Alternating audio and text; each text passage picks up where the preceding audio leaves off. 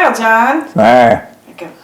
Good evening. It's July 2nd, 2025, Wednesday, and we're in Studio 9A today. And it's certainly my pleasure and my distinct honor to be speaking with Mr. John Joseph Jacob Jeckovich. How are you doing today? Very good, thank you. I see the man's all dressed in blue today. Yeah. I couldn't keep up with all your outfits. I don't even try anymore. I just do know that your closets are the size of most people's master bedrooms. You got more clothes you know what to do with. Oh. Yeah, you got a lot of clothes. So how are you feeling? Tell us how you're doing today. Good, yes. I heard you had a special visitor today. Yeah. What'd you and Amber Nicole Jeckovich do? Yeah. Well, she's got something in her nose. Yeah, but how'd you do besides that? How'd you guys get along? She didn't stay long. But she stayed from about 3 hours. Yeah. 3:30 to 6. It's pretty long. More than most of our so-called relatives. What a joke they are. So you had a nice day then, huh? Yeah. Amber Nicole Jeckovich is Mr. John J. Jeckovich's great-granddaughter. She's a full-time missionary and an avid surfer. She surfs around the world with her Bible in one hand and her surfboard in the others. And she stops by and sees Mr. Jeckovich between 3 and 5 times a week at his house. It's amazing. You know, it's just absolutely amazing the time she spends with her great-grandfather. They get along like two peas in a pod. Right? You guys get along like two peas in a pod. All right.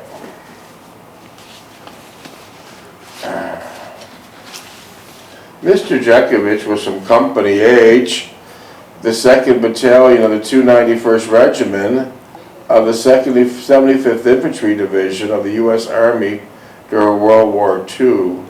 Mr. Jeckovich lives by the motto, yesterday is history, tomorrow is a mystery, and today is a gift. You said you blinked your eyes at 20, now you're 100, right? Yeah. Where the hell did they go, Mr. Jeckovich? Yeah, where'd they go? 80 years just like that. Yeah. Wow. Just like that. Mr. Jeckovich was born in 1925, and here we are in the big year of 2025, knocking on the door of 100. Yeah. We have a lot of text messages, and also we're the second time around reading your book. Did you want me to do a little few reading pages of your book first? Yeah, go ahead. I'll need your dog tag number to open it up. 420-965. Okay, all right. Here we go. We're in a part of Mr. Jeckovich's book, second time around. We're on page 173, chapter 7. And this chapter's titled Overseas and Beyond. Let you catch up a little bit to where we're at. This is when Mr. Jeckovich is on a troop ship heading towards Wales, Haverford West. Troop ship conditions weren't good, were they? Yeah. Close quarters. Close, 3-5 high. It wouldn't treat you right if you're claustrophobic, right? Yeah, I slept on the deck. So, yeah. Top bunk, how close was it to the ceiling? Yeah. How close was the top bunk to the ceiling? Nose width. Yeah. And you spent most of your time on the top deck. Yeah. So the troop ship now is just approaching Wales, Haverford West, where Mr. Jeckovich spent a lot of time there. And you're finally starting to see in the horizon the land, right? Yeah. Yeah. How was the food on that ship? Greasy was the Limey ship. Made everybody sick? No, I don't think so. They didn't Well, eat. wasn't They didn't eat. You just didn't eat? Yeah. Yeah. Yeah. Yeah. And what was the troop ship? It converted from what? It was a pleasure liner, and they converted it to a troop ship. Wow. One bit of comfort you had once you went down to the troop ship, you were kind of relieved that you weren't going to the South Pacific. Yeah, That was a big thing. yeah. You don't want to go there, right? No. No. So let me put a couple pages under our belt from Mr. Jekovich's book titled Their Mother's Sons, and that's the setup is simple. He's on a troop ship heading to Wales, Haverford West to get into combat. One brisk morning, about our 16th day at sea, we could catch glimpses of land in the far distant horizon. We wondered where we were, and some of the ship's crew informed us that we're heading for the southern coast of England, probably South Wales. Was South Wales a pretty place to live? Oh yeah, farm town, yeah. Nice. It's probably like that today. Probably, yeah. Late that night, we approached the land, but everything was blacked out. We could not get a real determination of our exact location. We were told that we're off the southern coast of southern Wales, and that we're sitting out here waiting for clearance to enter the dock area. So now the ship is stopped, and you have to wait till you got clearance to come in, right? Yeah. Did they use a tugboat to take you in? Oh yeah. Yeah. Wow. That was a big ship. About how many feet? Oh geez, 300. Oh, wow. Like the size of a football field? Yeah. Wow. Wow. Was it diesel? Diesel, yeah. Did you smell the diesel fumes? Oh yeah. Wow. Okay. Now you're waiting for clearance to enter the dock area. All the rest of the night and a good part of the next day, we sat outside the port awaiting for the berth to tie down. We did discover that we would be eventually docking at Milford Haven, which was in the southern tip of Wales. The past 16 days were uneventful, but thinking back, they were a respite as well as a reprieve from what lay ahead of us. We did not have any indication of the events that would shortly unfold us and how they would change our lives forever. We were like lambs being led to slaughter, innocent of what lay ahead of us. Because you're all teenagers, right? Yeah. You don't have no war experience. Yeah. Did you ever fire a gun before? No. I didn't have a whipper or nothing. Never.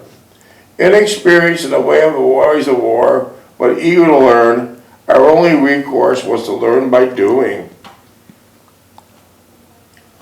Our entire cadre had been dismantled. The leaders were supposedly trained and were suddenly gone. So most of the leaders left? What? The leaders that you had previously are all gone? They didn't go. They didn't go. With no one to take their immediate place. For all intents and purposes, we were nothing but a replacement pool for the entire Army. Even at the lowest level, platoon and squad, all were drawn from the ranks that they had entered the division, platoon and squad. All were drawn from the ranks that they had entered the division just prior to our joining. The entire division were made up of hand-me-downs from the ASTP Air Corps and new recruits. There was no structure to its makeup and hence were doomed for failure. So you had no really guidance there. No, nothing. Just a handicap thing. All this ran through my mind as we waited to turn to the dock. Breckenridge said, when you're waiting to turn to the dock, could you sit on top of the ship now, on the deck? Or did you have to stay in your quarters? No, you could, once they were built, once they stopped, you could get out. Yeah, okay. Let's see. Breckenridge seemed a distant past. With all the fervor, and it seemed so superficial that against the background of death and destruction. Everyone was heartened and relieved that we finally disembarked and be able to breathe fresh air again. So finally, you're away from the diesel smell of the ship. Yeah. And now you got fresh air at Wales, right? Yeah. To be walking without pitching and rolling, I wondered how it would seem to be walking on land again without the motion of the ship propelling us obtrusely about. So it felt good to get off the ship, huh? Yeah. As we waited out the landing, I thought once about Anne. These last 2 weeks at sea, in somewhat neutral atmosphere, gave me a clearer perspective on our relationship. I was firmly convinced that I had botched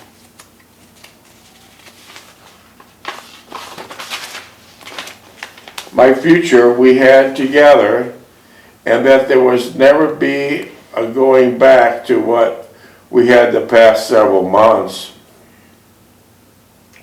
I could not attribute any one thing or happening that made me feel this way. The only inkling I kept referring to in my mind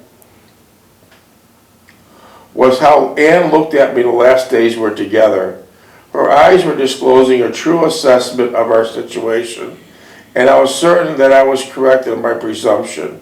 She was disheartened that our relationship did not culminate to something more substantial, and frankly, I believe she was persistent enough to be aware that I would not come around to a more mature, realistic understanding of my emotional hang-up. Yeah. Luckily, the change of tempo, i.e., the moving out of camp then shipboard experience, and the movement overseas occupy most of my waking moments. Otherwise, if we'd stayed in the camp and I could not see Anne on a regular basis, I would have been completely frustrated and deeply disturbed. In a way, I was fortunate to exit the entire scene, for which I had no positive, real solution to my dilemma.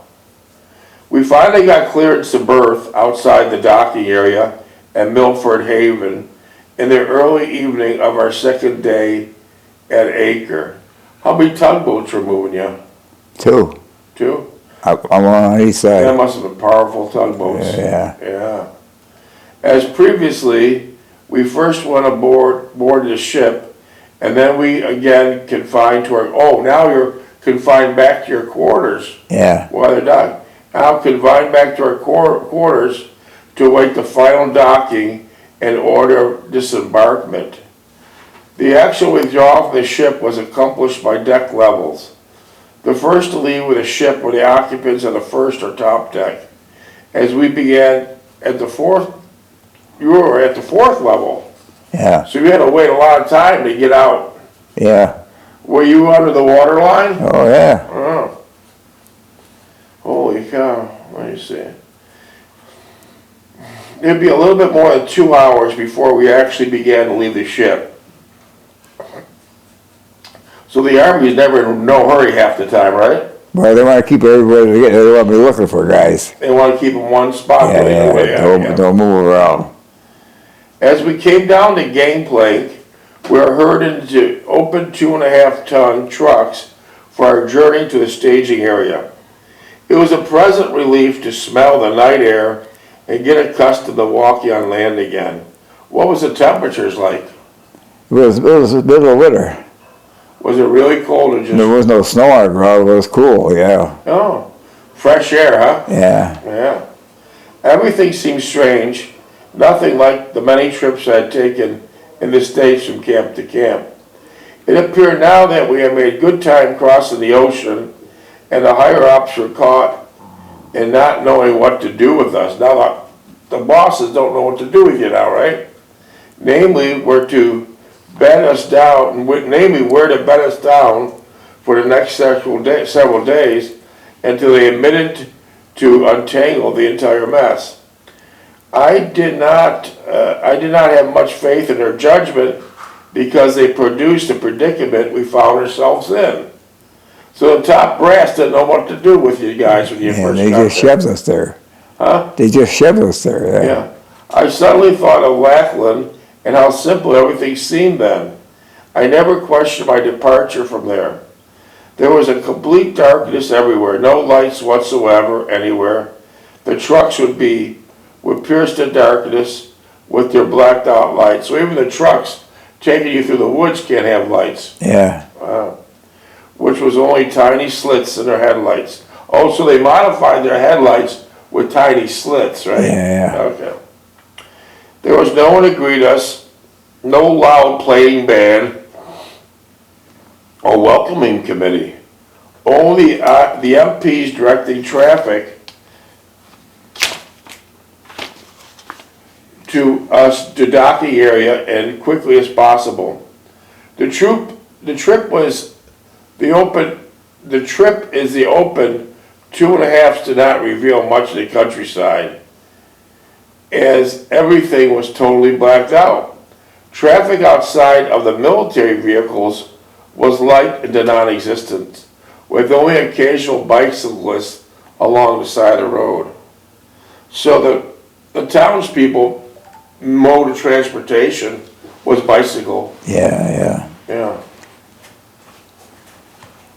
Wow. And they'd be riding them at night too? Yeah. 14 minutes. Wow. Let's see, air temperature was considerably more moderate than when we left in Shanks, but the dampness was much more noticeable. So it was very damp there, huh? Yeah, we were out of the ocean. As there was dew forming already this early in the evening. My first impression of England, or more specifically South Wales, was totally alien to anything I've ever seen before. It was like another world, which in reality it was. So it looked very strange to you there, right? Yeah, it was a farm town. Yeah. I had nothing to relate to it. It was so different and new to me that it took me all my senses to try to adjust to this new and challenging environment. After riding for about an hour, we came upon a blacked out town and proceeded to pull into a rectangular area besides a low-lying building. We were told to leave our equipment in the truck as we would return to retrieve it shortly. As we entered the building, we were met with the most appetizing aroma. Oh boy, they had some food for you there. Yeah. I had experienced it a long time. Because you were sick of eating that limey food, right? Yeah. This was the mess hall. Company mess hall, by the size of it, and with serving tables were all black troops. At the serving tables were all black troops, cooks, and cooks' helpers, and KPs dishing out the most savory and delectable food imaginable. Well, we had the army cooks. The army cooks were cooking. Were they mostly black? Yeah. Okay. They were good cooks though, huh? Well, no, the blacks weren't cooks, no. They weren't? Okay. But you mentioned here blacks. The black troops. Blacks were segregated, The yeah. black troops were serving this food. Yeah. Okay. Okay, we had steak fries, fried potatoes, steaks, baked eggs. Wow, and something I'd never seen before. Brussels sprouts. Yeah. First time you had Brussels sprouts, huh? Yeah. Do you still eat them today? No. Which incidentally were delicious. I thought you liked Brussels sprouts. Yeah. Well, if they fix it up right. Did your mother fix it up Oh, right? yeah. How'd she do it? What'd she put in it? Oil and vinegar, salt and pepper. Nice seasoning? Yeah. But if you don't know how to do it, then it's no good. Yeah. Did she cook it or just serve it cold? Cooked it. Okay. And so I imagine there was a lot of fields that had Brussels sprouts growing in them there. Yeah. Because that was a popular dish. Brussels sprouts, which incidentally were delicious, and for dessert, they were served apple tarts with a steamy hot coffee. And we could get all the steamy hot coffee we could get down. So that was a pretty good meal. Yeah. American cooking, no more limey, greasy food. This, in my estimation, was far better. Here we go. This, in my estimation, was far better than the brass band meeting us at the dock. Yeah. So you would rather have this food than a brass band, right? Yeah. After a leisurely late supper, which made all of us feel much better, we were once again on the road. We seemed to be going up a rather steep grade on a cobblestone road. Were most of the roads in the Wales, in South Wales, made of cobblestone? Cobblestone, also that. Were they all hand laid? Yeah. Wow. What a tedious job. Yeah, well. Which was only wide enough for our trucks, with only a little room to spare. They were built for, the roads were built for horses. So the trucks didn't really fit too well. Yeah. Yeah. So a little room to spare on both sides. Oh, wow. Just a little room to spare on both sides. Let me see. We were still in the heart of a small town insofar that we could ascertain the total blackout conditions prevailing. Hey, minutes, please. We came to a sudden stop which seemed like the middle of the street, as there were houses or cottages on both sides, nestled closely together with short stoops leading to the front doors. Were the houses taken care of and the cottages taken care of? Everything was neat and clean, yeah. The owners had great pride of ownership. Yeah. I remember you telling me they're sweeping all the Just time. out there, we went to chow in the morning at 6 o'clock. The women are out there on their hands and knees scrubbing the front deck of their house. No kidding. Yeah. So they had a great pride of ownership. Yeah. Minutes, please. We were told to fall out into the street and await for further orders. Sergeant Whalen informed us that we would be billeted here and pointed to a 3-story building in our rear. He also stated that we should take a blanket and roll from one of our trailers behind the several Jeeps that escorted us from the mess hall. So that's bringing a lot of equipment over for a short period of time. Yeah. So you stayed in some 3-story building? Yeah. What was it, like an old It was factory? an old CC camp. It was an old camp? An old camp, an old building, yeah. Wow. They had little stoves in the middle of the aisles. How They old hate did you it. say the building was? I'd say it was 100 years old. And was there any heat in there? Huh? No, they had little stoves every so often. They had a cold stove, and you had a fire watch out of the stoves. Were you able to sleep? Yeah, well, you were up all day. He also stated that we should take a blanket roll from one of the trailers behind the several Jeeps and then escort us from the mess hall.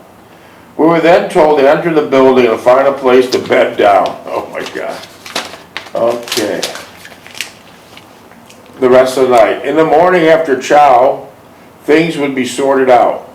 As we would be briefed in our present situation, Fink called out the first squad and we followed him into the building. We're on the first floor and entered the adjoining room as the squads and platoons were dispersed. It's amazing how those cooks in the middle of a war zone can make all this food for you guys. Yeah. It's just amazing. Minutes, please. The building we found out later, minutes, please. 6, just under 7. The building we found out later was an abandoned hotel, which had been neglected until the war broke out several years ago. Since then, it had been occupied by the RAF squadron for a short period, and subsequent years by the American and Allied forces during the brief occasions. By a courtesy appraisal of its present condition, not much has transpired in a way of retrofitting for its future use. So the building was pretty rough. Yeah. Do you think it's still standing today? What? You think that building's still standing today? Probably, yeah. It had a musty, damp owner that permeated and encroached throughout the entire structure. The so-called squad rooms were rather small and square in shape. They accompanied about 6 men. 2 men were in 2 or 3 double bunks. The bunks themselves were wooden makeshift affairs and wooden slats across the width, which substituted for springs. These held the badly stained mattress covers, mat ticks, they were referred to, which were stuffed with ancient dried up straw. Yeah. The very smell of them got me to itching and sneezing. Wow. Fink told us to grab any bunk, unroll it, our blanket roll, and get some sleep.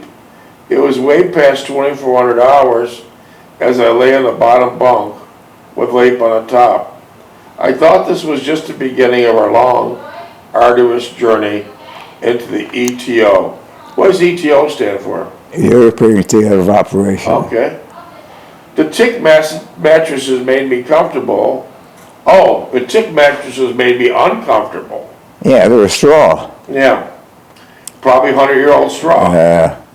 Bed bugs there, they probably in it. Huh? Bed bugs were there, Yeah. probably, yeah. And I tried to use my blanket to cover as much of it as I could. The room was cold and damp, and one of the small windows was painted black and closed shut. It probably had not been open for years. I did not give me much hope for any fresh air entering our immediate area. I buckled the cowl on my field jackets, slipped my wool knit cap over my head, dropped my shoes onto the wooden floor, and hurriedly covered myself with the remaining blanket roll. Do you remember doing that? Yeah. Jeez, great memory you have.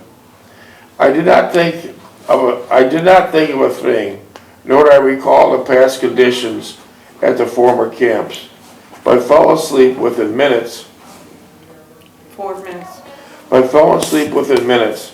With what seemed to be only minutes later, I was awakened by a shrill whistle and a sharp jab on my shoulder. At first, I did not know where I was, so you woke up. You didn't know where you were, right? Oh. As the room was still completely dark, I sat on the edge of the bunk, trying to orientate myself. Leip did the same, and he threw his feet over the side of the top bunk. Naturally, he struck me on top of my head and quickly said he was sorry. Now I was thoroughly awake. I heard Fink shouting to fall out in the street and quickly as possible for the march down to breakfast. As we tumbled in the street, it was dark and a luminous dial on my watch said it was 05. Well, we had a march down to the Cape, down to the food. We had to walk through the sound. Oh, yeah. And the people come over to clap with us and everything else. So when you got off that building that morning, you were marching in the dark to breakfast. Yeah. And the townspeople came out and clapped for you. Yeah, Because they knew that you were to do good yeah, and get rid of the damn Nazis, right? yeah. How long of a march was it to the breakfast? I say about 20 minutes. It was that long, huh? Yeah. Well, we were walking fast. And you were walking down the cobblestone streets. Yeah. And It then was a hill, going down or uphill. downhill. And then the people had houses on each side. Were they more like cabins or what were they? No, they were regular houses. Well, they were English houses. Were they close together? Oh, yeah. And did you hear them coming out all the time or just once in a while? What? To greet you, to clap, The townspeople. the townspeople. Oh, yeah. They greet you. Well, they welcome. That's because they were their liberators. Yeah. Were any of the businesses operating then? Any type of mom and pop business? Oh, there was a dentist there was a funeral home, and there was a church there. How about any restaurants or cafes? No, none of that, no. Didn't exist. Everybody ate at home. Everyone ate at home. Yeah. I wonder where the townspeople worked. In the farms. In the Mostly farms. farm. Yeah. Mostly farming. Farm minutes. Minute. It was farm country. It's farm country. Did you see a lot of tractors? Tractors? Yeah.